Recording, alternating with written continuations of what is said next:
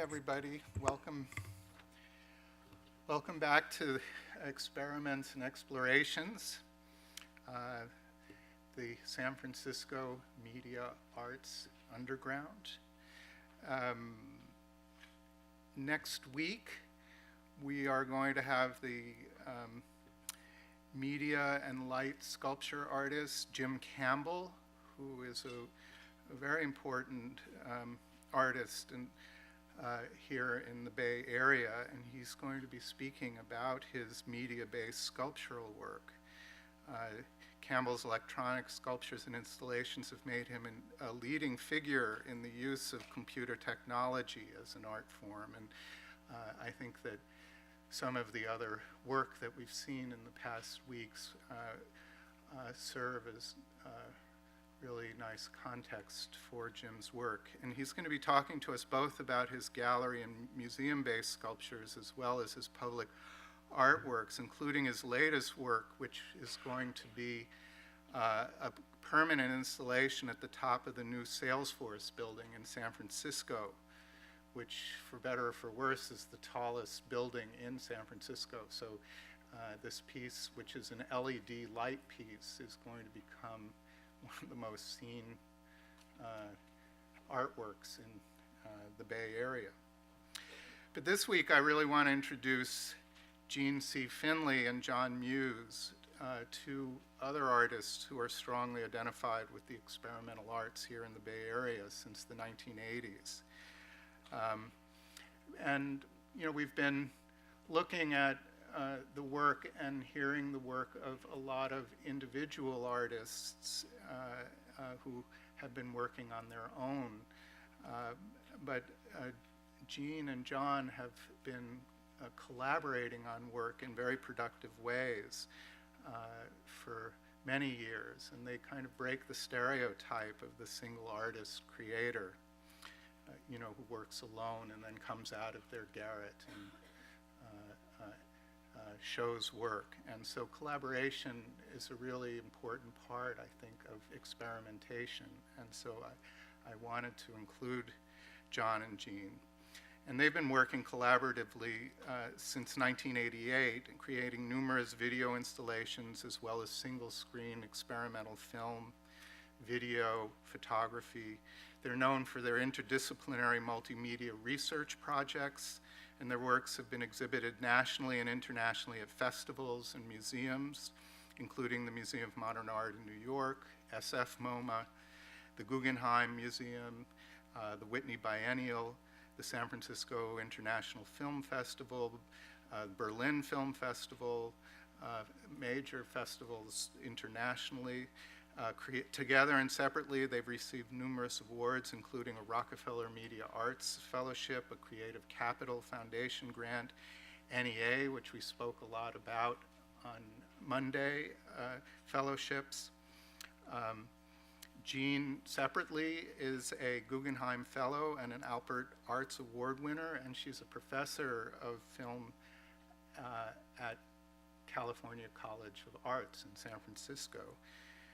John Muse is currently a visual media scholar at Haverford College in Haverford, Pennsylvania, outside of Philadelphia, and he received his PhD in rhetoric from UC Berkeley a few years ago, and his dissertation was called The Rhetorical Afterlife of Photographic Evidence, Roland Barthes, Avital Ronell, and Ronnie Horn.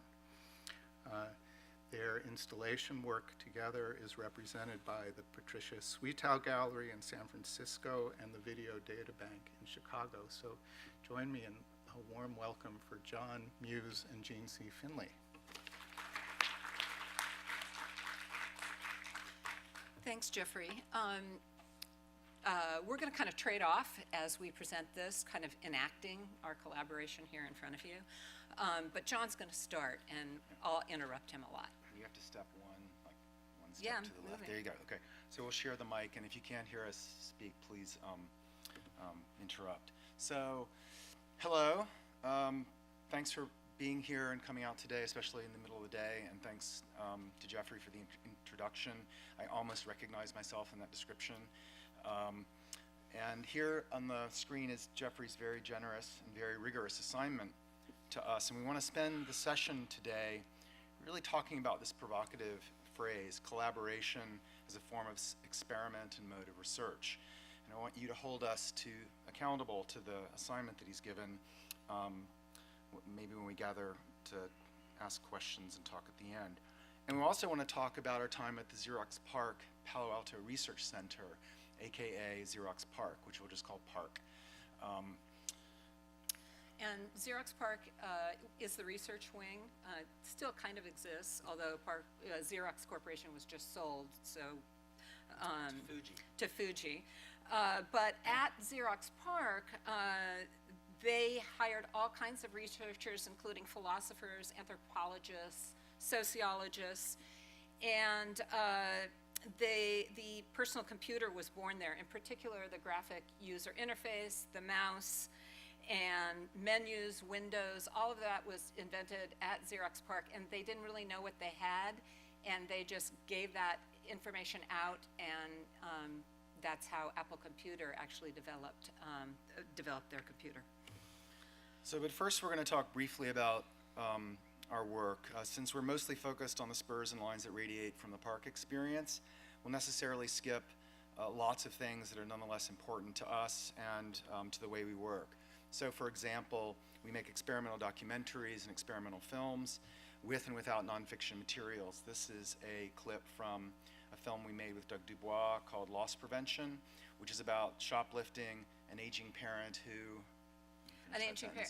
My friend's mother was arrested for shoplifting, and she was sentenced to 10 weeks of senior citizen shoplifting prevention school. And so the film is structured around... Explored that. Around that event, and it's narrated by a child trying to take care of her.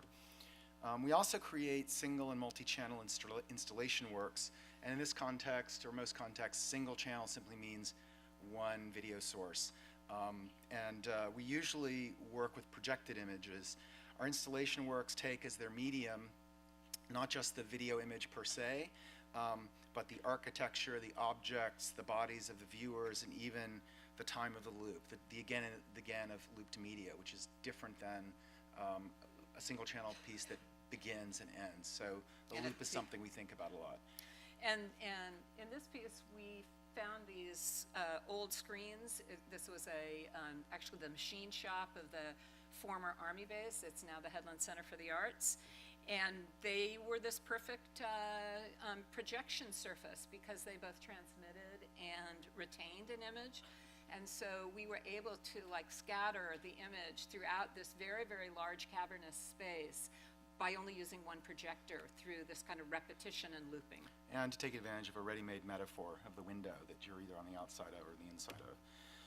We also work with forms of what's called social practice and or community-based art, usually with the films that we make at the core of a piece as a whole or as one term among others. So, for example, our film False Work, which we'll show towards the end of our presentation, is an experimental documentary about the preservation of the San Francisco Presidio Pet Cemetery during a highway construction project. And you can see in this image the pet cemetery on the right, and above it a concrete cover, and on top of the cover scaffolding that rises up to the roadbed. All of that is false work, which is an evocative phrase or evocative word, and it's what engineers call temporary structures that assist the building of something permanent. So all of it comes down, and we are interested in the metaphor of a false work, of what scaffolding might mean more broadly. So around this film, we also did a number of events. We hosted and co-organized a drawing rally with artist Lori Wiggum. Artists that are part of this group, the San Francisco Sketchers, spent a few hours drawing the pet cemetery and the concrete cover and the construction project. The event concluded, and we had a crit and a picnic, and then we exhibited the drawings, our video project, and some other works at Patricia Suito Gallery in San Francisco. Another part of the social engagement component of this piece was the Threshold Choir. It's just an all-women a cappella choir that sings at the thresholds of life, most frequently at the bedside during hospice, but also at other times. And so they They came, I'm a member of that choir, and we came and we sang at the Pet Cemetery, and then the choir came to the opening of the exhibit at the Patricia Sweeto Gallery, and we sang there. So these projects, the ones we've just listed, Catapult, False Work, Loss Prevention, could be fruitfully discussed as collaborations, both between us and between other cohorts and communities.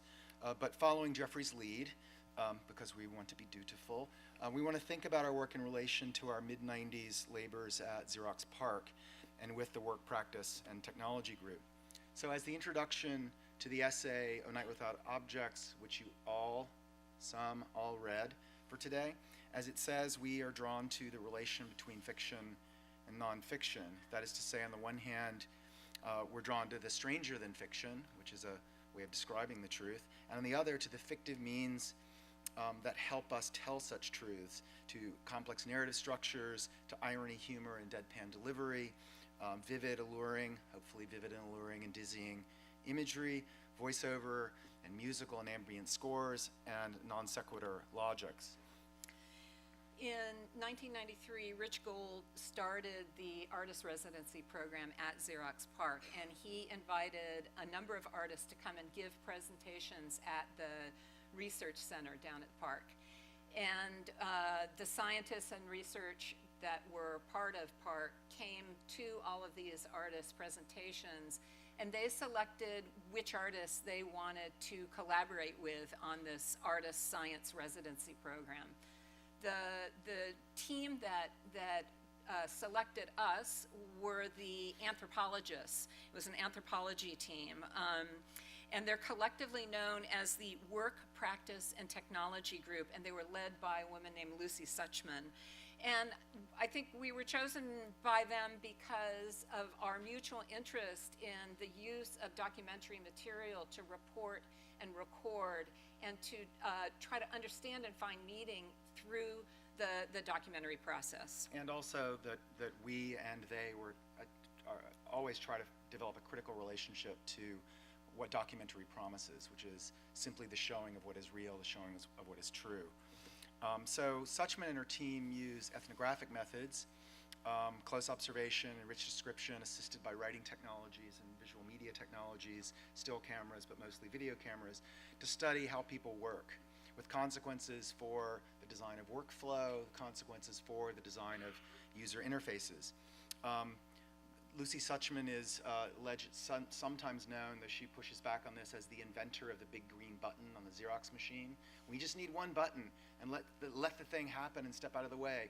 Her research really showed that the big green button actually embeds a set of expectations that designers have that rarely actually match up with the expectations that users have. So it required much more deep research on the side of both of interface designers, taking a lot of Suchman's work and an observation of the way people actually use technologies to get to the solution of how to make something like a copy machine work. So they applied, Work, Practice, and Technology applied their methods of observation to the way we work as artists and researchers. And we invited this. This is part of what we negotiated as the project that we would create together. Here we are shooting a sequence for our experimental short film, Time Bomb, which is the first part of A Night Without Objects. And in the left image, you can see Jeanne seated and me with the headphones, and behind Jeanne, a cinematographer, Jim Meek, with our camera. And in the right image, Lucy is observing and recording all of this activity. She's making a film about filmmaking. But Lucy's camera is strictly speaking, as she would say, observational, running incessantly, no cuts, widest possible view, only interested in capturing, as she would say, everything that is quote-unquote relevant, capturing everything so that what can be decided that is relevant comes later through analysis. She's interested in the scene per se, but not in the making of the scene, in being part of it. But just as Work, Practice, and Technology intervened in our work, filming us incessantly, we also intervened in their work playfully. We were unique among the artists at PARC to request a studio where we could work and make a mess and appear as quote-unquote artists. This is what artists do. They come in and they make a mess, and they have their own special way of working. And so they documented our process. But we also organized the studio so that views of us were framed by our materials. So here you can see hanging on the upper left and sort of the middle, little proscenia that we could work under, work around, and when they would leave the camera in the room, we would then take it over and position it where we wanted to and talk back to them and put ourselves into the quote-unquote corporate picture. I'm doing air quotes, and I just had a long conversation with you and with a friend in the audience about it, so I'm going to stop and put these away. They should just not be out. So into the corporate picture, talking back to them and commenting on our participation in their culture. So what joins Lucy Suchman's group at Park to what we do as artists. First, we both know that what we do and the things that enable this doing are entangled, that our goals as makers are shaped by our tools. However, but I want to say something a little more about the way our goals are shaped by our tools. The you know, with recording technology, as recording technology changes, so does your vision and what you can draw from that recording. And thus it affects also your analysis of that recording technology. So anthropological filmmakers have used recording technology for many, many years, but as digital photography has changed, the way we record, we were working at Park with what was then brand new digital editing technology, and we both, Lucy and her team, and John and I were experimenting with the very first digital editing platforms that were out there. And we edited our project that we did there on those digital platforms. There's actually an article in the paper this morning about these new cameras that are coming out that are, I don't know if any of you saw that are essentially thinking cameras. And there was a discussion in this article about how the way these new cameras are going to shift and change once again the way we record ourselves, and thus it's that relationship between the thing that's recorded and our intervention into that scene. So with Lucy's group, we share a similar set of critical concerns about the relationship between ends and means, I think you could say, goals and the techniques and technologies that make those goals visible, bring them into the world. But we didn't share everything. We go to great lengths to build things that show they are built, things. And we like doing our work, and as your algebra teacher showed us, and I'm going to put my quotes away, show your work. So the show your work part of what we do is something that we're really invested in. We like doing the work and we like showing our work, but we want our cake and to eat it too. So we both want the great and powerful Oz. That is to say, spectacle, fire, smoke, green, the image with a capital I, and large, immersive, terrifying.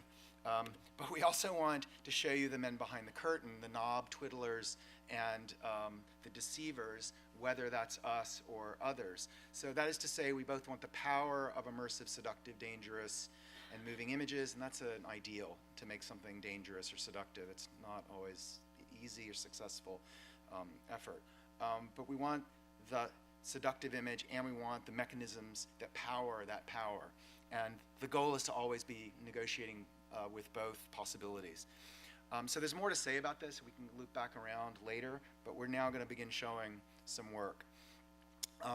Wait, I think this is me. Is this me? Yeah, this is me. So there's more to say about this, but now we want to share some work that we created while we were in residence at Park. And it's the work that's documented in the chapter that you read, along with Time Bomb and The Adventures of Blackie. And this work we made with someone that we met there, who is also an artist in residence at Park, the artist, musician, composer, Pamela Z.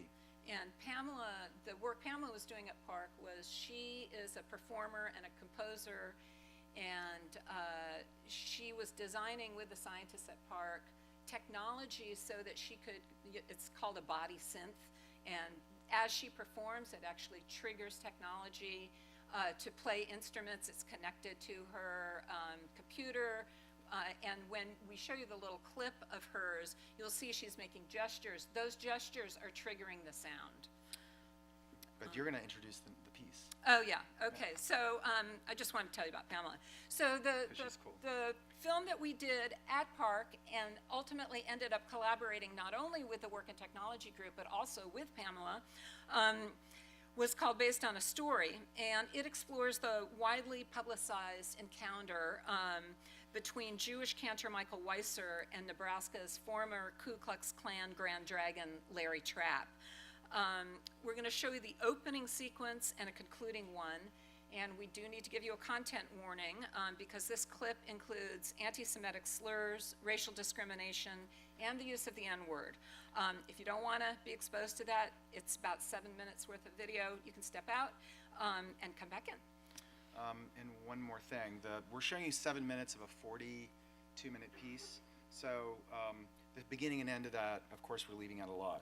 So, and now a technical warning, sometimes this transition doesn't work. So let's hope that it does. Yes. Yeah, lights out On would be great. September 6, 1992, a man dies.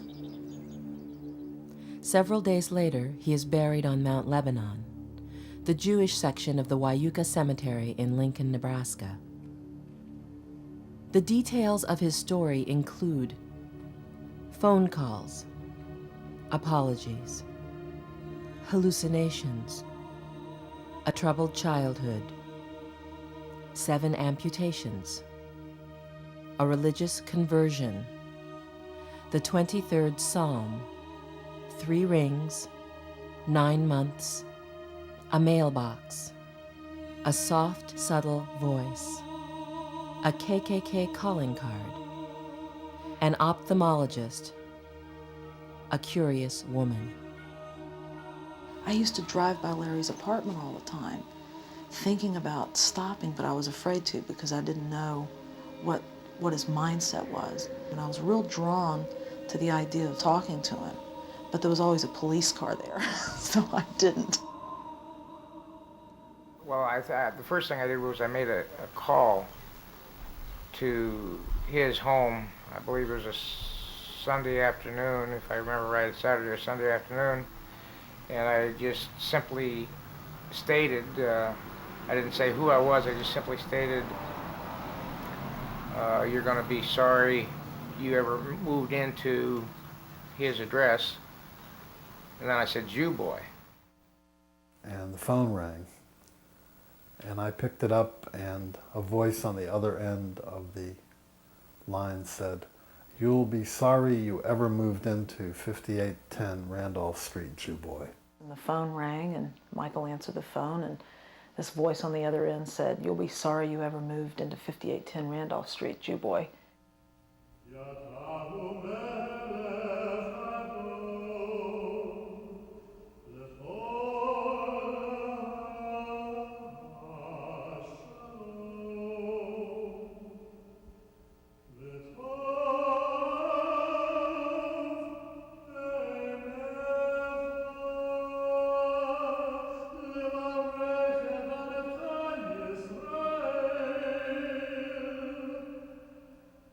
In 1995, a book was published entitled Not by the Sword: How the Love of a Cantor and His Family Transformed a Klansman.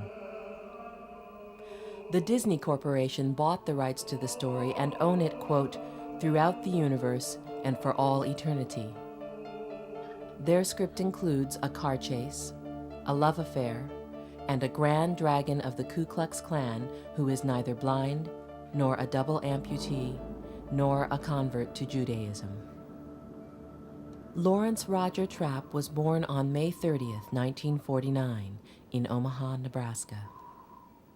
By the age of 6, Trapp had developed the diabetes from which he would later die at the Randolph Street home of Michael and Julie Weiser. I was really drawn to Larry before anything ever happened because about a year before we had any personal contact with him, I knew who he was for a variety of reasons. I had been working for some doctors, and the floor of the hospital was very quiet, and all of a sudden we heard all these obscenities being shouted and people, the nurses running into the room, and I heard them say Larry's name. you know, we're going to call security, Larry. And I said, I bet it's Larry Trapp. It's a proven fact that the white race is becoming the minority race gradually. We will prevent that from happening. It will stop. I came home from the temple at about 5 or 5:30, and I picked the mail up out of the mailbox at the curb and brought it in the house. And it was a big fat envelope. We came home from work and we found a packet of mail in our mailbox. And it was mostly anti-Jewish kinds of material. And on the top of all of this anti-Jewish material was a little calling card that said, "The KKK is watching you, scum." And that is when I really felt fearful. You'd be surprised what fear can do, especially to a person with a family, either a man or a woman. You can say something about, well, you know where their kids go to school, and you know you don't have to actually say what you're going to do to them. Just say that you know where their kids go to school. Being an ex-police officer, I knew what I could and could not say. You can leave the lights down. This is your entry. So the next thing we're going to show you is the section near the end of that film. In the intervening time between the end of what you just saw and what we're just going to show you, as you might have ascertained from the clip that we showed, the Weissers have befriended Trapp. Trapp gave up the Klan, left the Klan. He converted to Judaism. He was a double amputee and he was blind from his diabetes, and he moved into the Weissers' home where they cared for him through his hospice until his death. And we called the hospice people, and they called the funeral home, and Larry's body was taken away. Julie made sure it was covered with a quilt rather than a plastic bag that they usually used. That's how he died. It was really not a horrible way to die, you know, it was pretty sweet actually. We just knew that an episode in our life was over, and we would be going forward to other things pretty soon. This is where the story ends. The names, the addresses, the phone calls, the hallucinations, the apologies, the soft, subtle voice. There is other evidence. Larry had a tarantula named Samantha, and he would often answer the door with her sitting on his head. In 1983, Julie converted to Judaism. Before he met the Weissers, Larry wrote a poem to Donna Polk that ended, "During Black History Month, let's all do our share. Deport a nigger, no true white folks will care. Well, this is the end of my poem, don't you see? Them black bastards belong in a tree." After Larry's death, Michael stood before his congregation and told them that before becoming a cantor, he was convicted for armed robbery, assault, and battery in the 1960s. During his incarceration at Auburn State Prison, he wrote a poem. The stigma of an ousted man remains until his death. Hunted, harried, chased, and more, until he takes his final breath. Even then, he isn't free. His memories despoiled. His children's reputation soiled.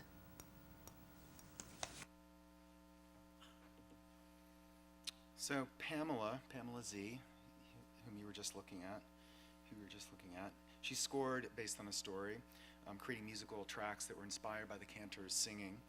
She also narrated the work both on and off camera. And like many documentary filmmakers, we use voiceover narration. And to do so, we disembody that voice, and the voice becomes, or can become, this voice of authority, capital V, capital A, no quotation marks. And a voice from nowhere in particular, belonging to no one in particular. Which is how many documentaries function, with that voice of authority as part of the asking you to entrust what it is that they're saying. So we decided to show you this body and thus re-embody the voice inviting you to think about the relation of this particular person, this African-American woman, to the story that she tells, and to ask you to think about what you hadn't been seeing for the entire film up to that moment. So as Oz is to the Professor Marvel, Oz being the great and powerful and Marvel being the knob twiddler, the disembodied voice is to this particular speaker and then to our construction of the whole situation. So that moment of reflection that we hope occurs when the narrator is visible is a way of having our cake and eating it too, and asking you to think about what it is to engage with construction. Our working relationship with Pamela deepened, and we've continued to work with her over many, many years, to the point where we often created material for her, which she employed in her piece, and then we would take that material and do our own piece and change it. We're going to show you an example of that. First, we're going to show you a documentation of her live performance, Gaijin, which we created all the video for. And then we're going to show you the single channel film that we created also ourselves from that material.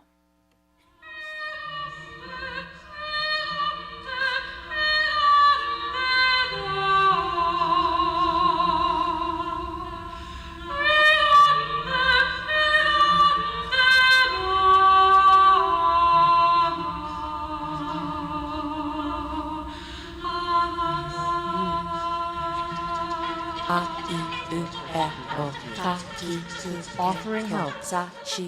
Offering help to someone you want to show respect to.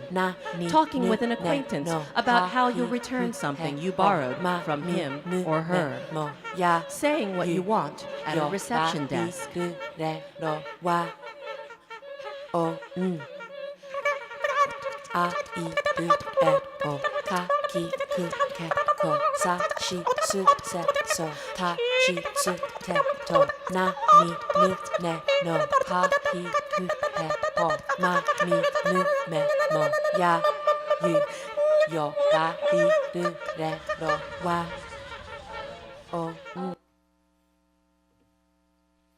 So now here's a clip from our 2001 film, Language Lessons. We collaborated with Pamela on the score and repurposed our footage, which was her footage, which was also our footage, adding and subtracting, making a new work. We subtracted Pamela's autobiographical threads from Gaijin, which is predominantly about her experiences in Japan, and we added a fable about the Fountain of Youth, which grinds then the gears of colonial fantasy, in our use, against contemporary immigration protocols and foreign language instruction.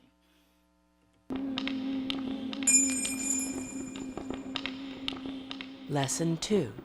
Visiting a friend. Social security number, if any.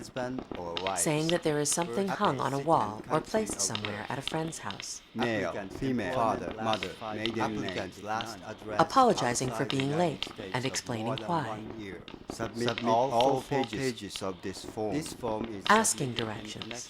with application for naturalization. Giving directions.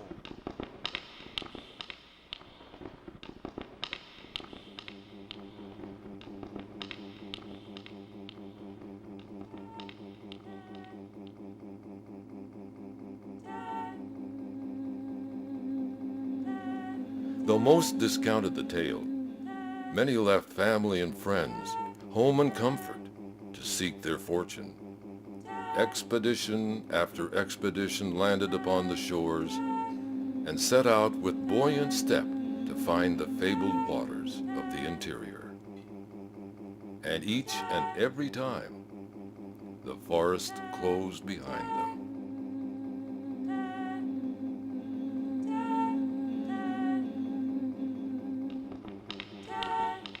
Have you ever, A, knowingly committed any crime for which you have not been arrested? Lesson 3. Showing your thanks. B, being arrested, cited, charged, indicted, fined, or imprisoned for breaking or violating any law. Talking about the best way to show your thanks to a person who helped you. C.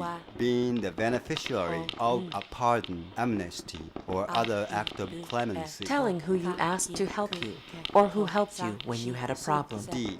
Exercise diplomatic immunity to avoid prosecution for a criminal offense in the U.S. Talking about what's troublesome about your life. You must file your application with the following evidence. Number 1. A copy of your foreign birth certificate.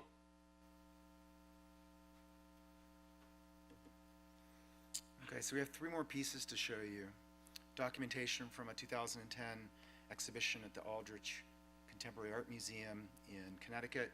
That piece is entitled Sleeping Under Stars, Living Under Satellites, and then 2 single-channel pieces. We'll show you 2013's False Work, which we mentioned earlier, and Book Report, a film we created last year and which is still showing in festivals. Fingers crossed. Jeanne. So we were commissioned to create a work for the Aldrich Museum, which is in Ridgefield, Connecticut, which is a revolutionary town. And it was in conjunction with the town's 300th anniversary. And we were asked specifically to draw on the resources of the town itself to make whatever it is. We were given carte blanche to do whatever we want, but we had that kind of directive on how to frame what we were doing. So the installation we ended up creating out of it explored, we researched for about a year and a half, both current residents, we talked to people, we interviewed people, and we also did historical research. And we created an installation that explores different ways of keeping time and moving through space by presenting the wanderings of 2 historical figures from the town, Sarah Bishop and the Leatherman. Now, both Sarah Bishop and the Leatherman lived in a cave in a hill above the town 100 years apart. Bishop was an 18th century hermit who lived in the cave year-round for over 30 years. It gets really cold in Connecticut. The Leatherman was a 19th century wanderer who was nicknamed the Leatherman because of his 60-pound leather suit, handmade leather suit. And for 32 years, he walked a 365-mile circuit around New England and through Ridgefield with such rigid regularity that he slept in that cave every 34 days. And people kept time, kept the calendar according to his own wanderings. He was a clock and a calendar himself, not simply living by the clock and living by the calendar. So here's a 2-minute documentation clip of the installation, and you'll see that, like our park projects with Work, Practice, and Technology and with Pamela Z, we're committed to creating both spectacle and to showing the machinery of spectacle. We're committed to fictions. Both Bishop and the Leatherman are treated as zodiac signs. They're made into shadows and figments. And we're committed to facts. A real town, its 300th anniversary parade, real landmarks and places. But we're just as interested in the parade as a spectacle, as selective memory. And thus in the collision of history and legend, fact and fiction.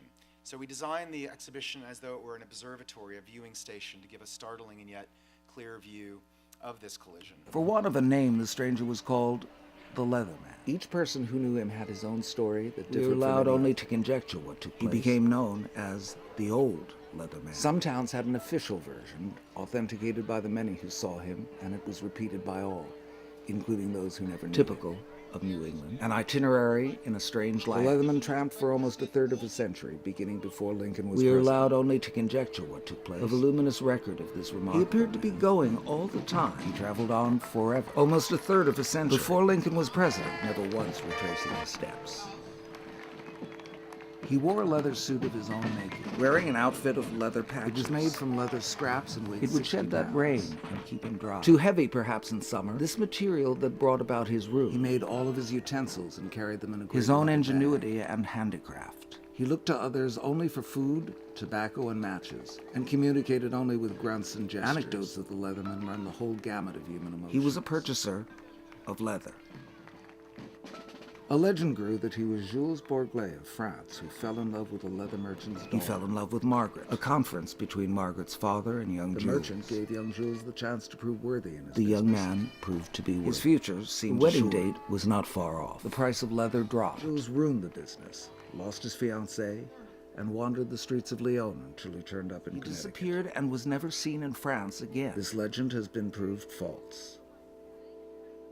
At this time, a great gray army of wanderers tramped through the countryside near Ridgefield, looking for work and begging. Land shortages, unstable economy, and western migration had stretched society to the brink. Newspaper editors recommended the solution to the tramp problem was to give them poisoned food, to kill them off, or take them out and shoot them. From this horde, the Leatherman was eventually able to distinguish himself. His distinction was his regularity.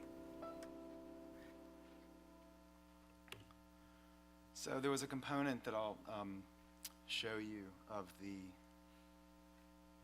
my first navigation mistake.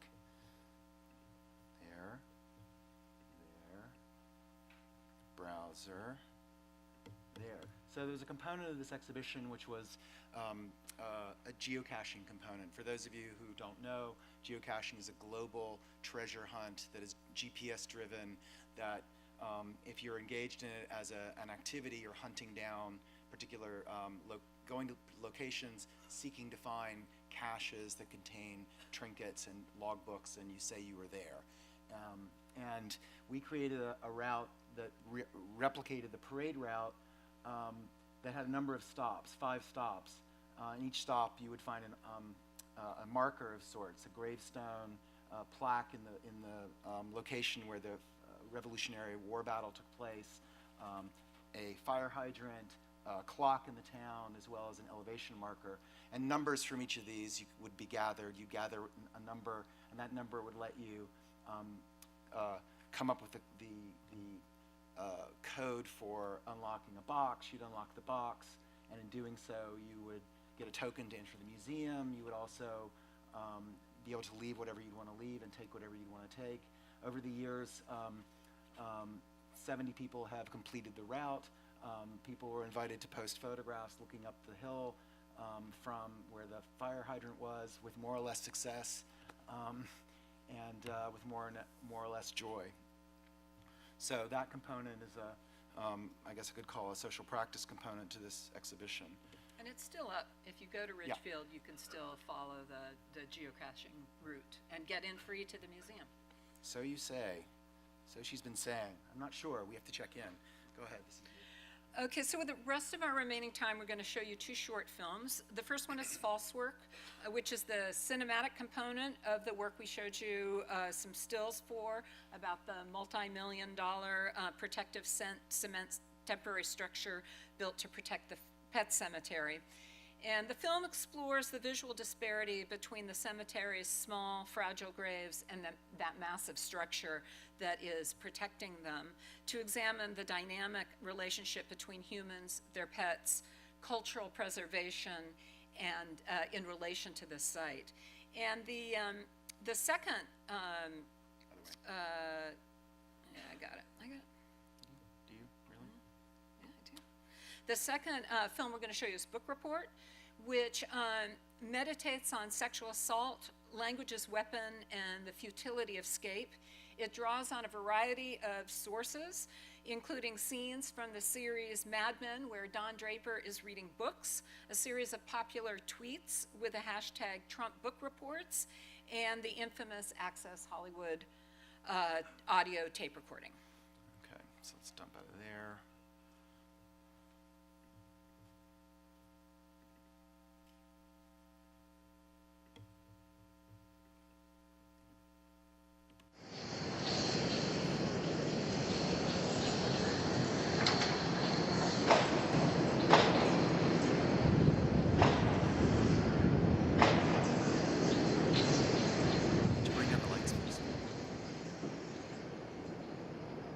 False work is essentially temporary structure that's built to support the permanent structure.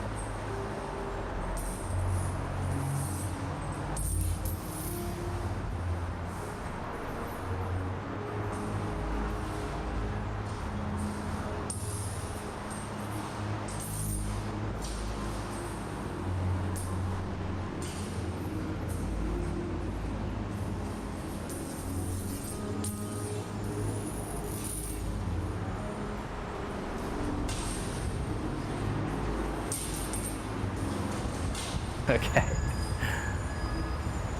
All right. Preservation talk. Well, the Pet Cemetery is a little bit of a mysterious piece of the Presidio's story. The idea was to give the community of families who lived here on post more of a home. Convincing people that protecting it through all of the construction that's ongoing, this is some very substantial engineering that's gone into making sure that it's protected from the overhead viaduct construction, was no small task.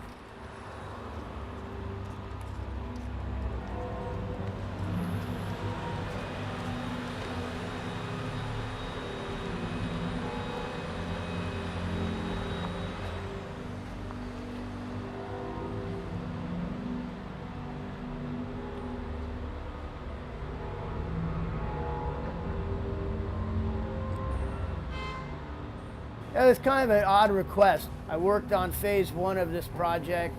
They needed me for phase 2, which is what's ongoing right now, so here I am. The false work over the cemetery is rather large, so we had to span it with these pre-stressed, precast concrete beams.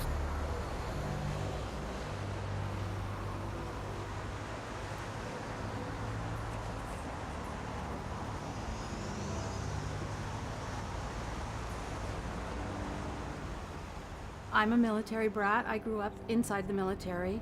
I lived in 14 different houses by the time I was 18. And it's a life of transience, of relinquishing. You're always giving something up.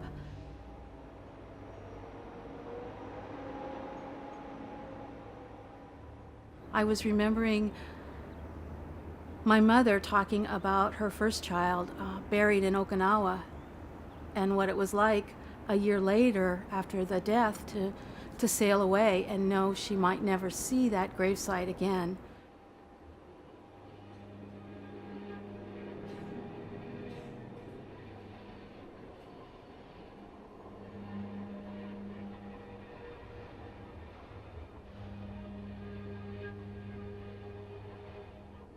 There aren't very many places that commemorate the personal experiences of the Army families, the Army children, the Army spouses that passed through here. And the Pet Cemetery is one of those. And on its gravestones are sweet family moments that one doesn't traditionally associate with the Army.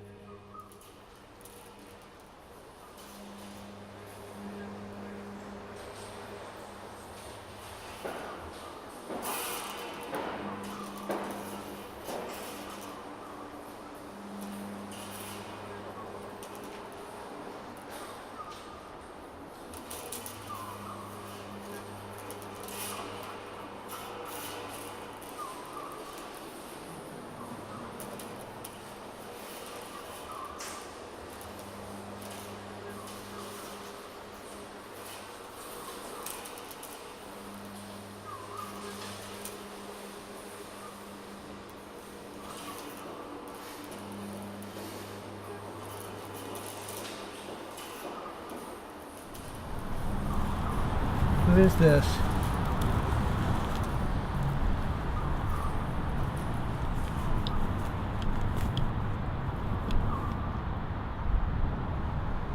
Geraldine. That's a pretty serious gravestone. That's a very serious gravestone.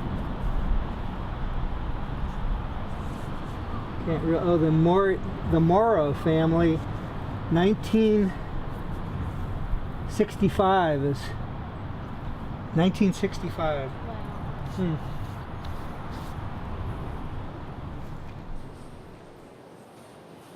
I'm an architect and a planner, and I've spent all my career dealing with historic buildings or historic contexts. And I do understand that while some people think that it was, it's many millions of dollars to protect this cemetery, that compared to the multi-millions of dollars for Doyle Drive, it's not that expensive. My guess on the overall cost of the false work,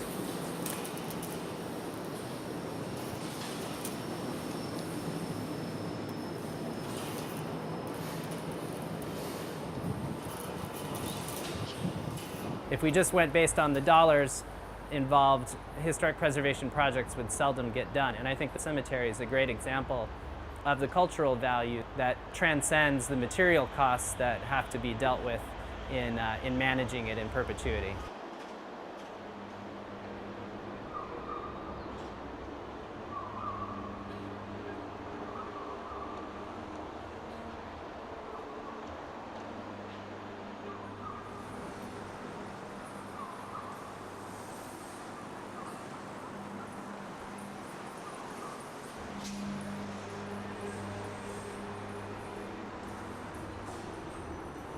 When you're a child in the military, it's such a big machine, and you are the smallest, most insignificant part. You know that always. Seeing the size of that Doyle Drive construction project and this small cemetery, protected by just this slab of concrete and these beams that people had determined to put up.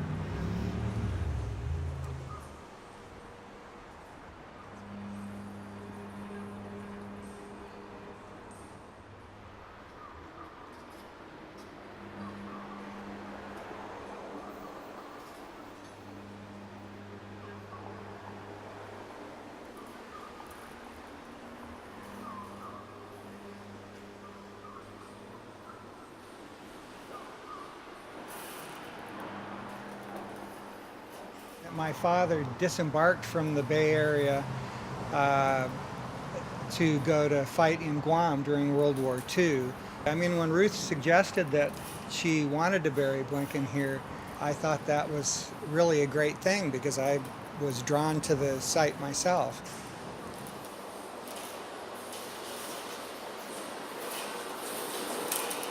I think I mentioned earlier that I've done some projects with folks at the Presidio, and so I asked around about adding pets and was told that it was against the rules, but that the rules weren't really posted or monitored.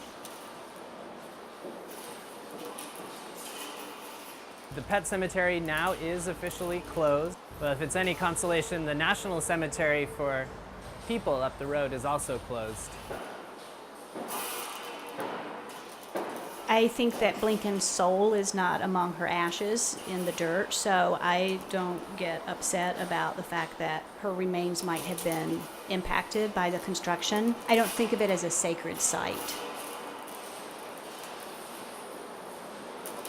when we dismantle the false work, the protective cover, the big concrete beams over the pet cemetery, those beams will be removed in a manner similar to the way that they were put on there. So again, 2 cranes, and they'll lift them off to the side, and more likely than not, they'll just pulverize them there.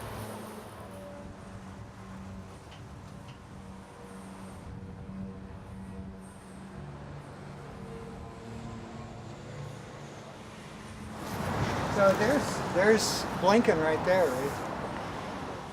Yeah. Great shape. It is in good shape. Yeah. So the copper hasn't really stained. Well, in 2004, so a decade ago. God, I can't believe she's been dead for 10 years. Poor little thing. One of the first philosophies of preservation is you leave things in their original setting or original site. So preserving the site was a high priority, even if the setting has drastically changed. I can understand sort of the struggle and certainly can support the option that was chosen. And if Blinken were alive today, I don't think I would choose this site to bury my cat.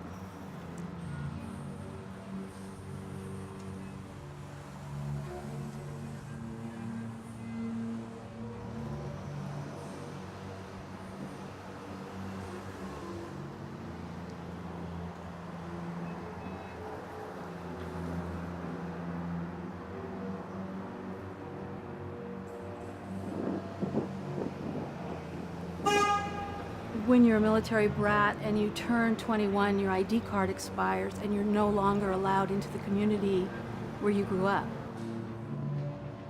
So to see the pet cemetery there being preserved and protected, it's a little bit of home.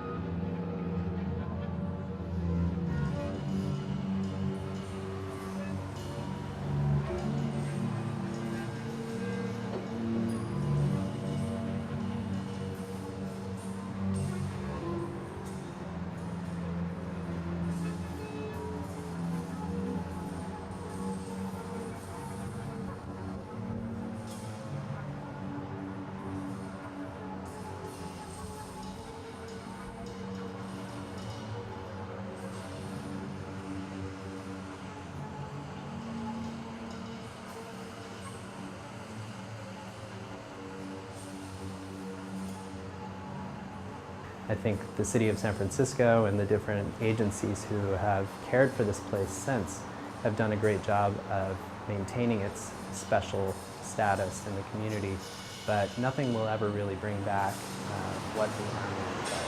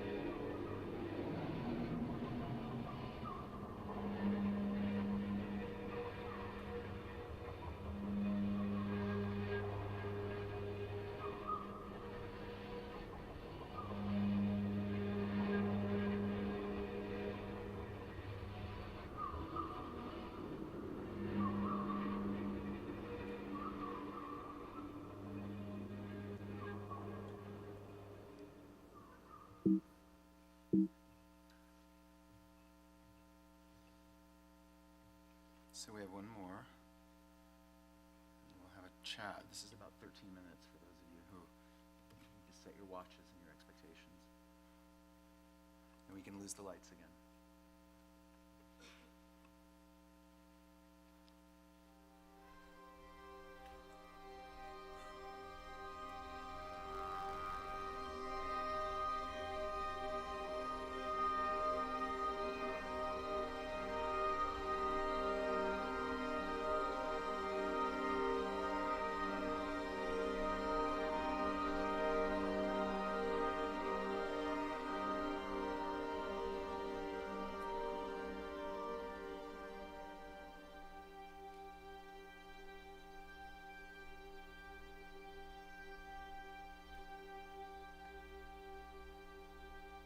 Now I am quietly waiting for the catastrophe of my personality to seem beautiful again, and interesting, and modern.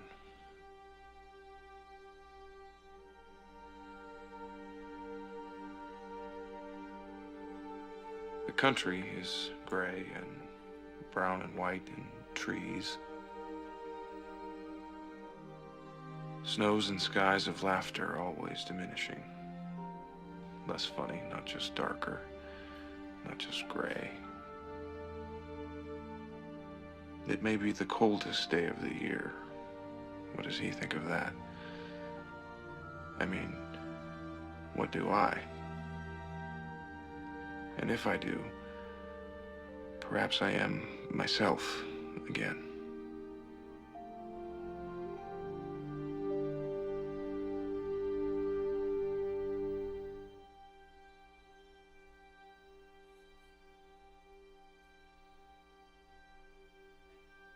Yeah, that's you. With the silver, bronze, and gold. You better use some candy, some Tic Tacs, some wax paper and cheese, just in case you're a monster, just in case you start grabbing, just in case you start kissing the pavement, just in case you start bleeding.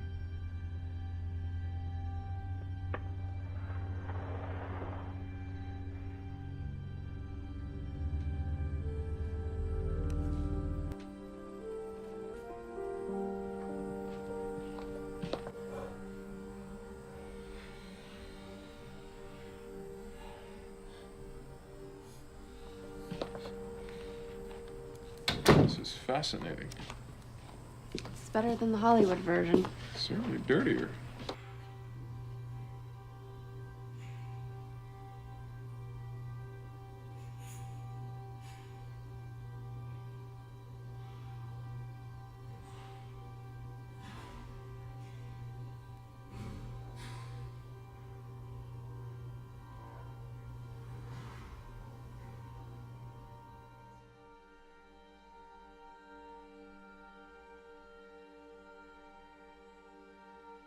Just in case you're a monster, just in case you start grabbing, just in case you start kissing the pavement, just in case you start bleeding. You know her. You know her from Palm Beach. Actually, you don't know her, but I do. You don't know anyone. You're automatically, painfully, criminally attracted to and disgusted by yourself.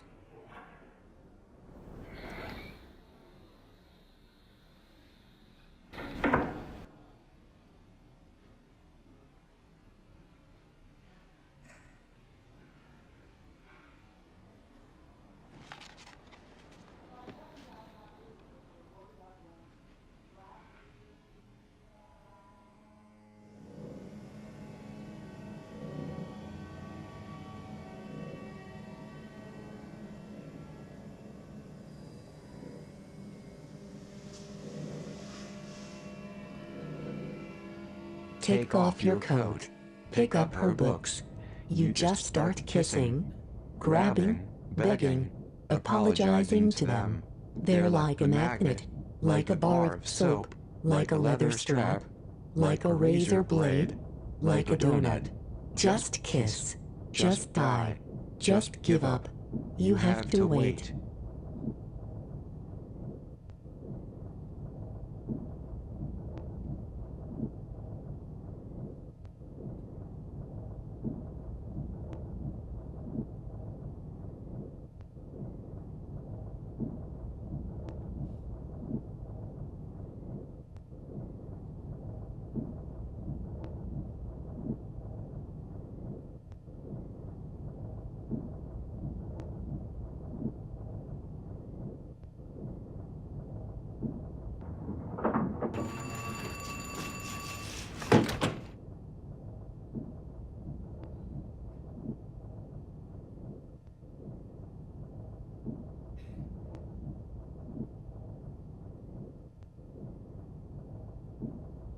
You just start apologizing to them. They're like an English muffin, like a French fry, like a leather strap, like a razor blade.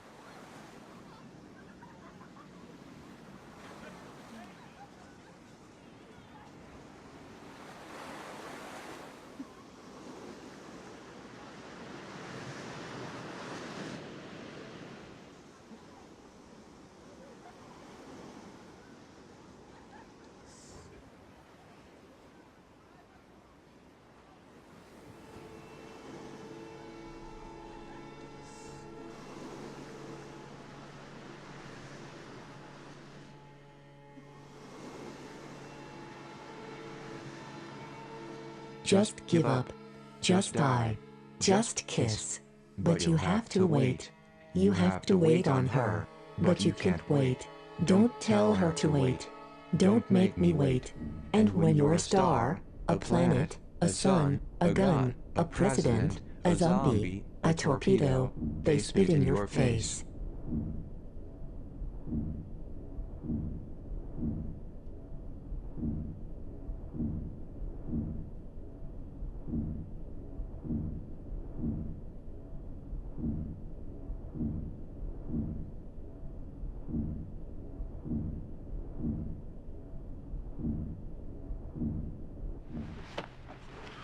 You know what? This is a good book.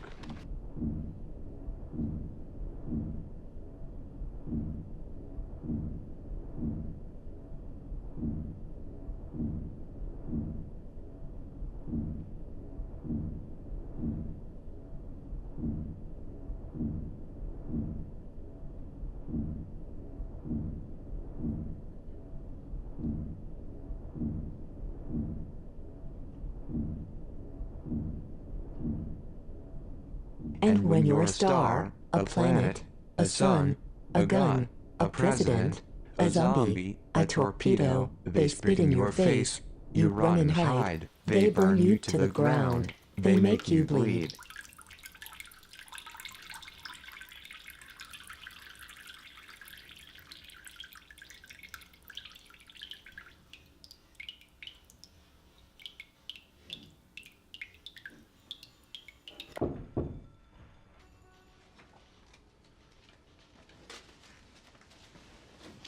Come in. They burn you to the ground. They make you bleed. You want her attention. She grabs your attention. She grabs you. She grabs you where it hurts. She crushes your teeth.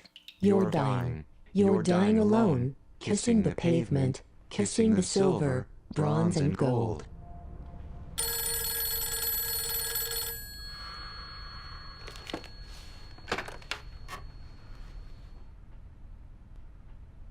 Really?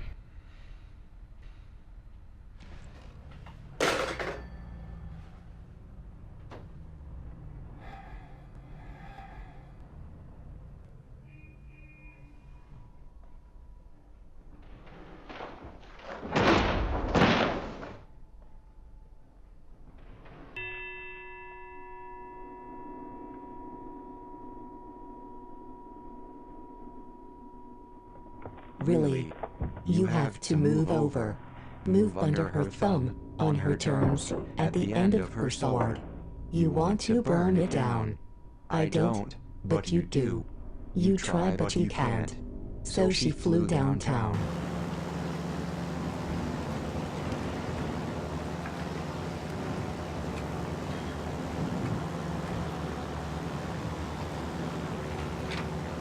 I like to read on planes. I don't like to talk.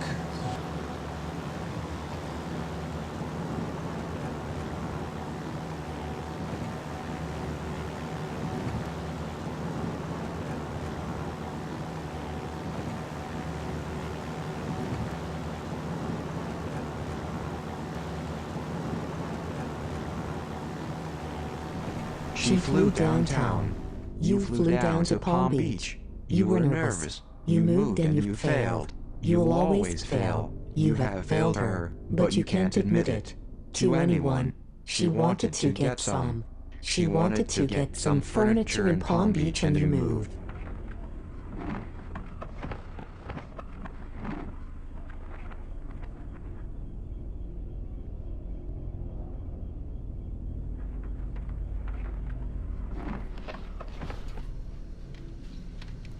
Honey, it's hot.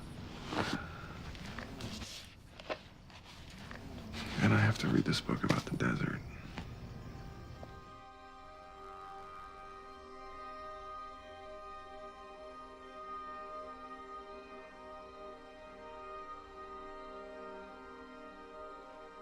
It was hot in Palm Beach. You moved her furniture. You moved in with her chairs and tables, with her forks and hairspray. You moved on her furniture, like the dog that you are. But you couldn't. You couldn't get there. You found the furniture. You found the carpet. You pissed on the carpet. Like a dog. She was married. You were married. Then all of a sudden, she sees you. You're a big phony. Your look changed. She's totally changed your look. She's totally changed you. You tried to move. But she's moved on. She left you. She left you on the carpet in Palm Beach. She left you pissing on the carpet in Palm Beach. She moved on you. She moved on you with her forks and hairspray, with her bacon grease and 409, with your fat face on fire, like the burning, squealing, pissing dog that you are.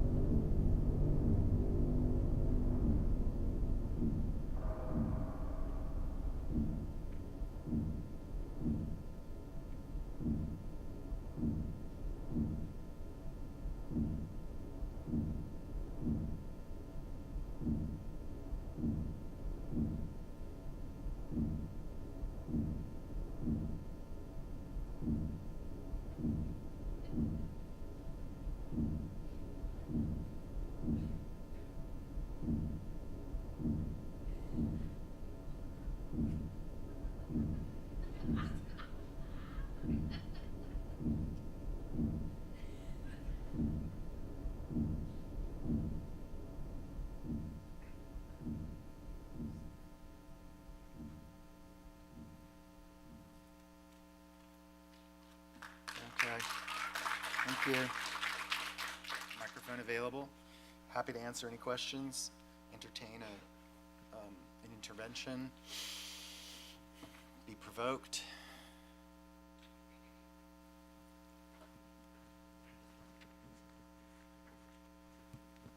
Hello.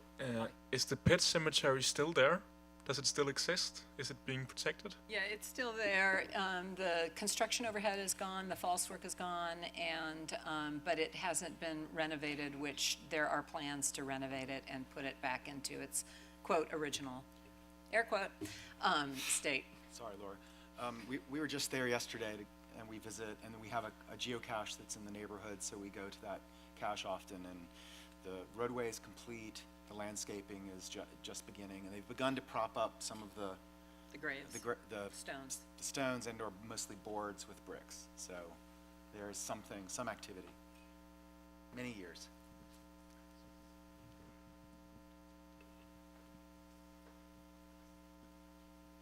Don't make me call on you.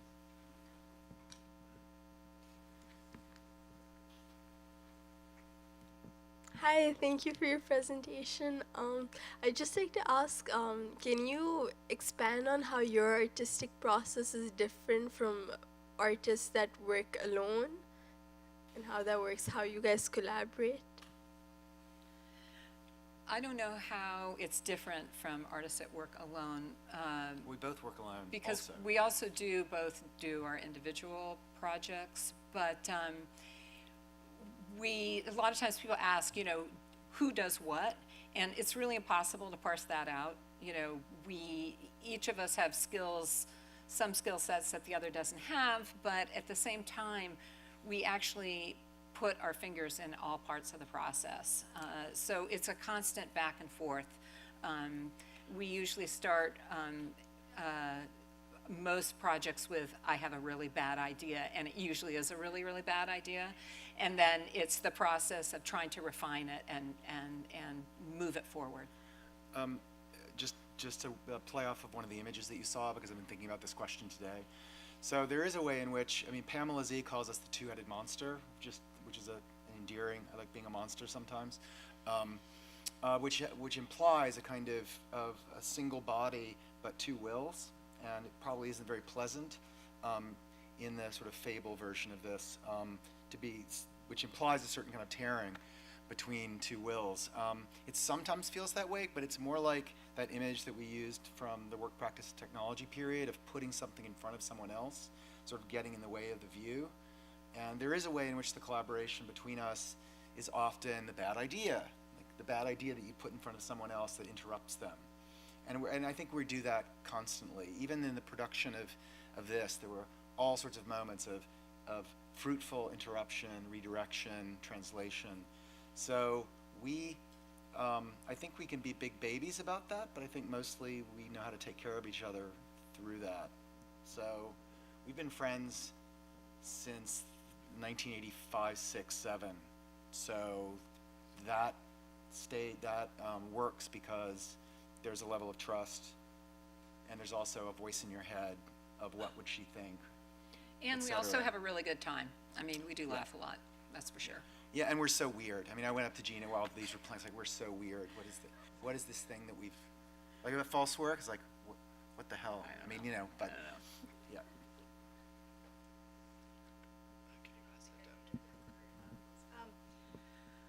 I thank you so much. I came here today not knowing anything about what you did, and love it. But what spoke to me the most was the last film, book report. As an artist, it was visually captivating. I'm a collage artist and kind of a poet. And could you talk more about that film? Because I'm just absolutely entranced with it. We have a fan of that work. You're the one. I am a fan. Person. Great. Thank you so much. That's really great. That was started, we were invited to the True False Film Festival, which is in Columbia, Missouri. It's a great documentary film festival, super fun. And they asked us to do an outdoor video, outside projection work. And once again, they wanted us to use the town. I don't know why we always get asked to use the town. And so we began researching the town, once again, just like we did at the Aldrich Museum. And we learned that Don Draper had gone to acting school there, and that a lot of people in town knew him. And we had all these other ideas, but we had to scale our project back. And so that's where it started. It started with that. And it, it was in the midst of all of this, thinking about, we knew these book reports had come out, the tweets, and we just went back and forth with different ideas and continued to, research is such a big part of the process. The whole time we're just digging, looking for more information. Then we found that totally bizarre that the presidential candidate hired a firm called Sterling, Draper Sterling, to actually work for them for some unknown reason. It's not really clear why. And so that the fact that that kind of madman character was actually integrated into the actuality of the presidential. We found that late. In other words, we were already on this, trusting that there was really something necessary about isolating these moments and extending these moments of Don reading, and Don reading alone, and Don being somewhere else and there at the same time. And I'm a real sucker for thinking about what it is to open a book in a film, where someone is not with you, someone is elsewhere, and that interruption which then punctually brings them back. And there was something about that seemed to be the platform upon which to build an investigation or interrogation of the language that we're immersed in at the moment. I don't really know. I can't really say. There's an intuition that there's something right about that, and this is when we kind of fall off the cliff and into trusting our intuition about that being necessary. And that's the only word I can use. I don't think I'm guessing. I just think it's necessary.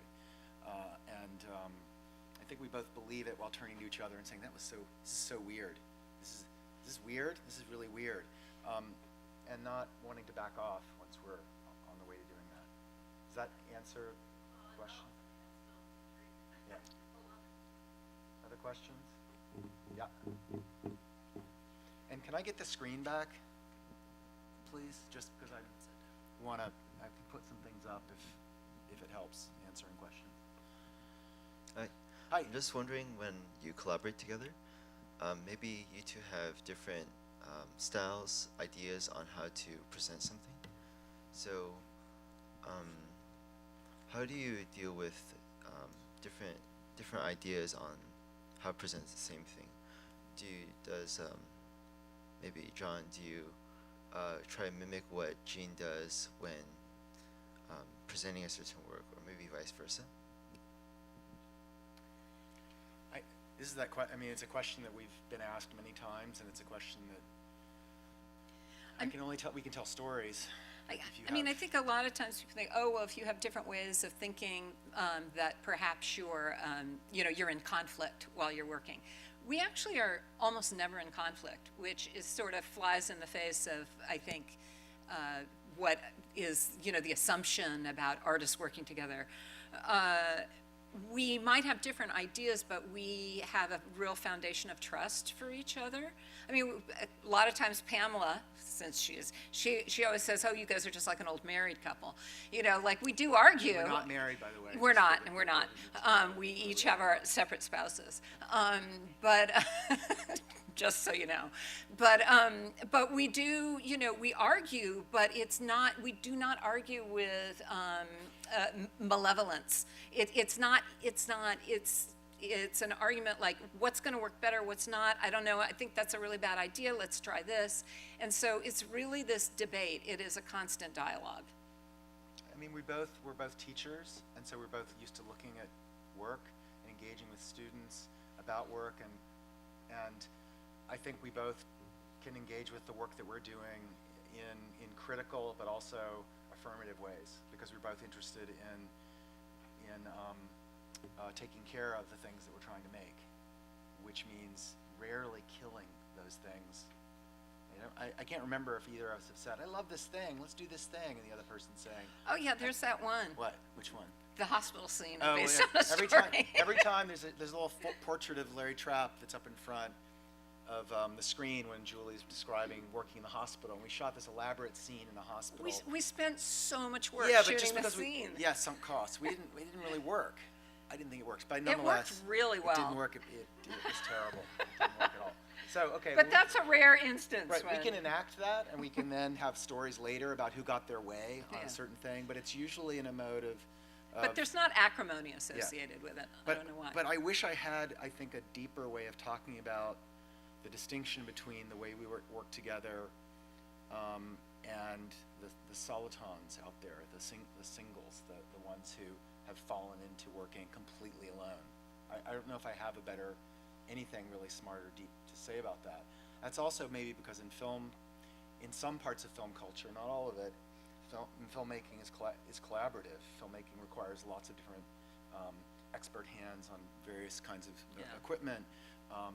If you have we will often show rough cuts to people who have more expertise in particular things than we do, story editors, etc. So there's a collaborativity, it's not a word, at the base of the media that we work in. And we just wander into doing, to working that way. If somebody has something deep to say, given what you just saw us do, or has a reading, I'm happy to entertain it. That's just for you, or for Jeffrey, yeah. I was going to ask you about this idea of research, that all of your pieces, there's a way in which you do research, and the more you do, the stranger things get. And research is generally thought about, the more research you do, the clearer things get. Like we learn more, we know more, we can draw conclusions, and so something that's the work practice, the Lucy Suchman Xerox PARC work practice technology relationship of research to documentation. Yeah, and your studio there, is sort of the opposite. It becomes, the more you're there, the more it gets stranger looking. I mean, it stops looking like a research lab, and I felt that same thing in the Falt's work as well. I mean, there's something really strange about that film. It's almost science fiction like, like where are we and so on. So there's some, with the relationship between research and knowledge, and research and, the undoing of knowledge in a way. So I thought. I think one thing that happened, like with that film is a good example, some people wanted, us to come out and make a claim that the $5 million, 5,000 ton structure was not worth the money spent to protect the pet cemetery. And that's not what we're interested in. We're not interested in whether or not it was worth. We're interested in why it was built and what are the cultural factors that made doing that a necessity for some people, and how did that happen?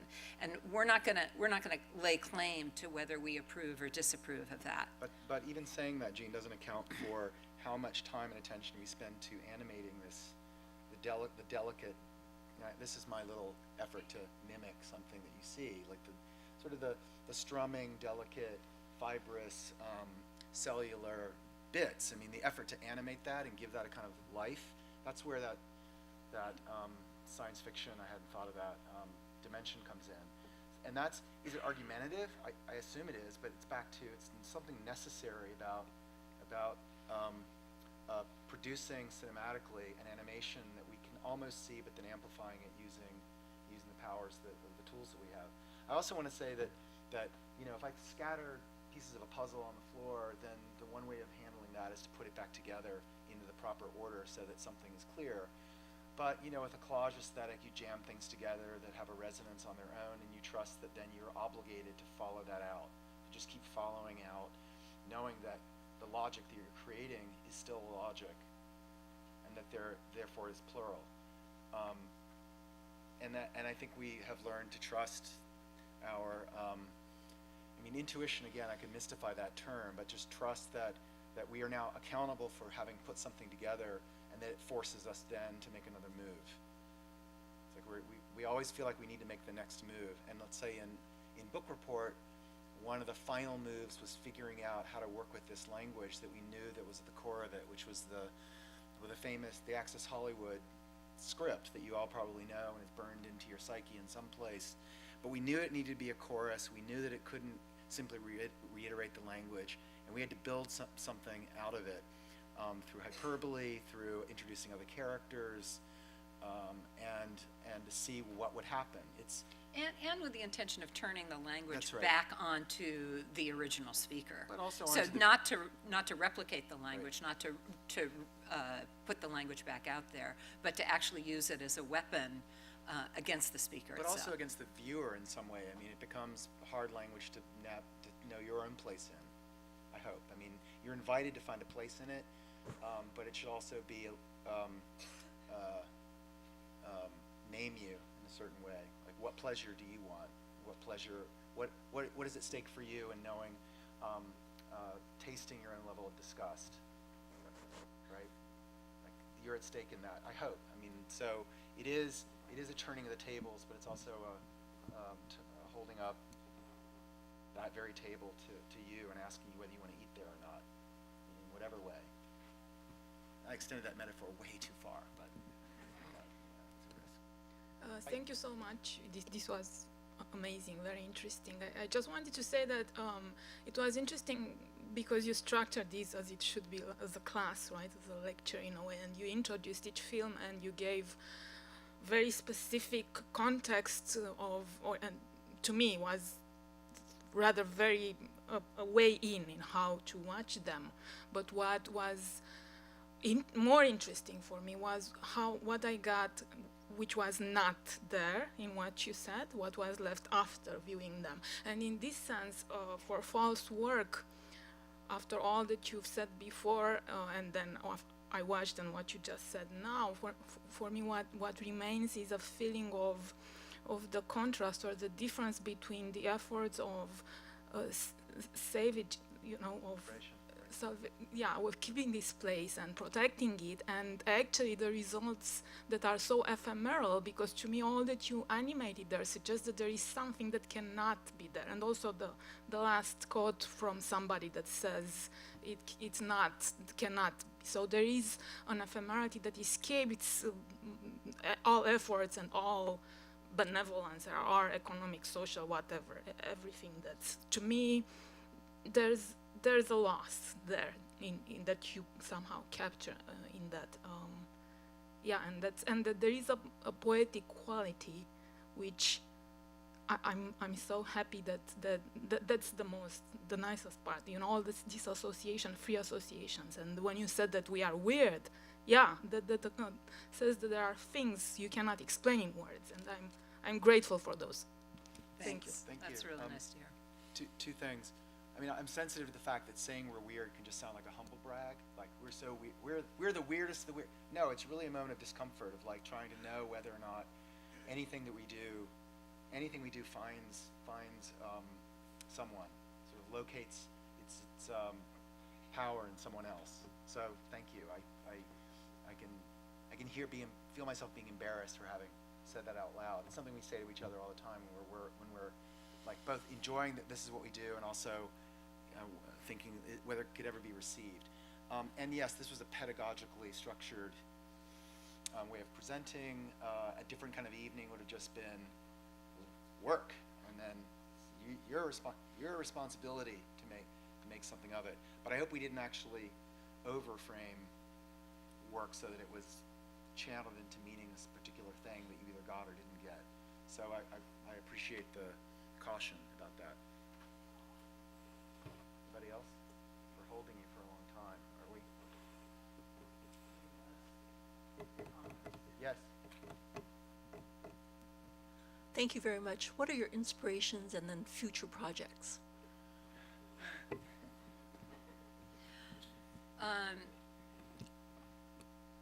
There's so many inspirations. I mean, they're just being alive is an inspiration, especially in these times, I have to say. I'm working on a project that's been an ongoing 3-year project about working with some orphans in Kazakhstan who've aged out of the orphanage, and working with their writing and their self-portraits. So that's what I'm working on. I'm working on met a theater maker in Philadelphia, and he and I have been working on a series of performance works.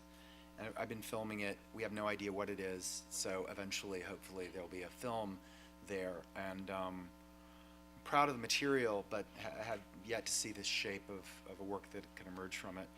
And you know, together we've been talking about, I mean, we're going to finish up a revision of a piece that we did in Delaware, which was documenting roadside memorials in Delaware where they're illegal to build. And we've captured audio, and we need to build captured audio in all the places where those roadside memorials were built. And I still want to finish something around that piece. So there are other things. The inspiration question is super hard. I mean, I'm inspired. Again, I teach. I'm inspired by all the work that I teach. Inspired by anything by Chris Marker. I'm inspired by Black Panther. I'm inspired by Vertov, whom I teach every time I teach anything. If there's ever any excuse for bringing Man with a Movie Camera, I will use it. It's like it's a first-year writing course. I think we have to watch The Man with the Movie Camera, don't you? Yes, we all do. So I could give a long list. Before you go, we have some swag up front. There are just some catalogs from previous shows, which you're just welcome to take. And then two, that if we could negotiate a small donation, you could walk out with something truly beautiful. The others are beautiful too. That's this one. Yeah. This one is handmade. handmade. Yeah, handmade book. So this one we can't just give away. And this is a catalog from a show from 2003. Yeah, a while back. So thank you. Thank you all for coming.